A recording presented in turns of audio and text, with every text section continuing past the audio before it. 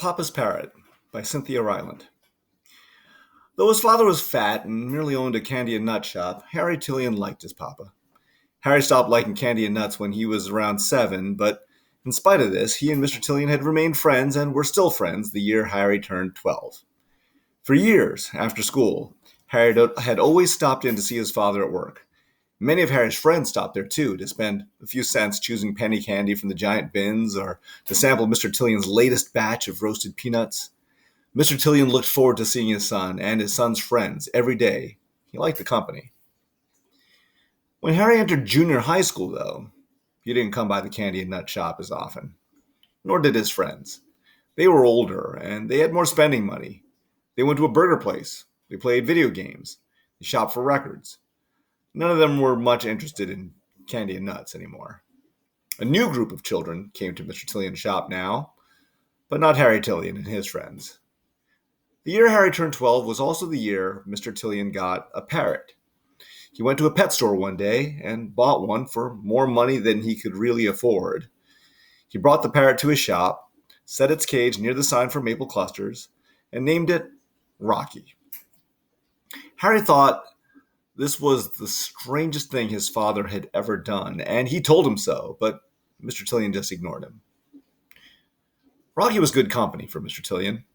When business was slow, Mr. Tillion would turn on a small color television he had sitting in a corner, and he and Rocky would watch the soap operas.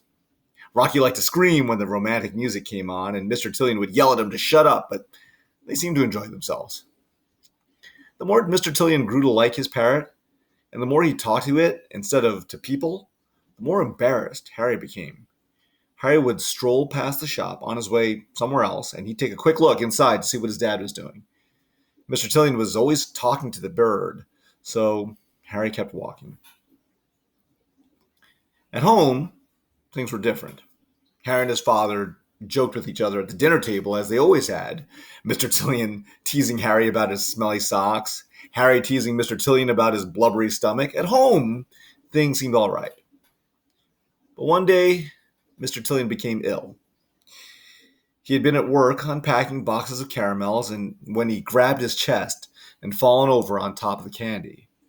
A customer had found him, and he was taken to the hospital in an ambulance. Mr. Tillion couldn't leave the hospital. He lay in bed, tubes in his arms, and he worried about his shop. New shipments of candy and nuts would be arriving. Rocky would be hungry. Who would take care of things? Harry said he would. Harry told his father that he would go to the store every day after school and unpack boxes. He would sort out all the candy and nuts. He would even feed Rocky. So, the next morning, while Mr. Tillion lay in his hospital bed, Harry took the shop key to school with him. After school, he left his friends and walked to the empty shop alone. In all the days of his life, Harry had never seen the shop closed after school. Harry didn't even remember what the closed sign looked like. The key stuck in the lock 3 times, and inside he had to search all the walls for the light switch. The shop was as his father had left it. Even the caramels were still spilled on the floor. Harry bent down and picked them up one by one, dropping them back in the boxes. The bird in its cage watched him silently. Harry opened the new boxes his father hadn't gotten to.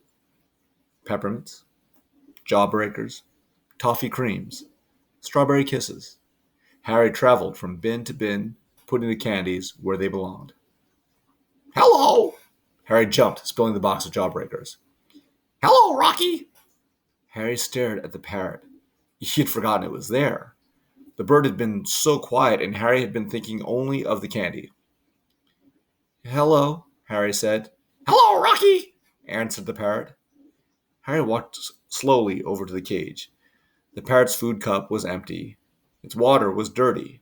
The bottom of the cage was a mess. Harry carried the cage back into the back room. "Hello, Rocky." "Is that all you can say, you dumb bird?" Harry mumbled. The bird said nothing else. Harry cleaned the bottom of the cage, refilled the food and water cups, then put the cage back in its place and resumed sorting the candy. "Where's Harry?"